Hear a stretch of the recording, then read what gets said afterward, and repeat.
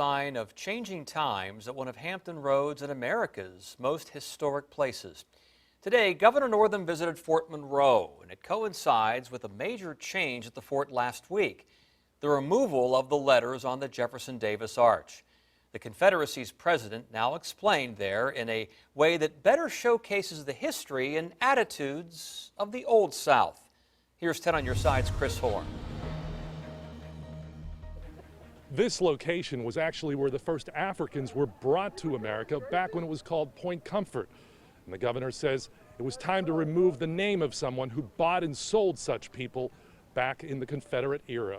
It's not just inappropriate, it is offensive, and it is wrong. Governor Ralph Northam says today's visit began in April when he reached out to Fort Monroe requesting the removal of the name of Jefferson Davis. On Friday, staff workers made it happen. He promoted slavery as the president of the Confederacy.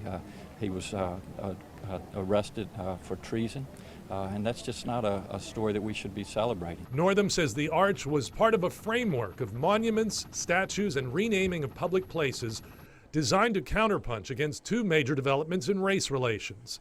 Jim Crow was ending, and the modern civil rights movement was just getting started. Many people look at this and think this was built back in the Civil War. Yeah. It wasn't. It was built in the 1950s, and that's the conversation we want to have with people. The letters of Jefferson Davis's name will go to the Casemate Museum at the fort. Now, when visitors see the arch, they'll get information about the Confederacy, the 1950s, and the Supreme Court's rulings on segregation. The arch, accompanied by an honest interpretation of a troubled time in Virginia's history, is far more welcoming and reflective of our values. From this point on, there likely will be no new lettering, no new message where Jefferson Davis's name once stood. The idea here is to keep the conversation about what happened going. Chris Horne, 10 on your side.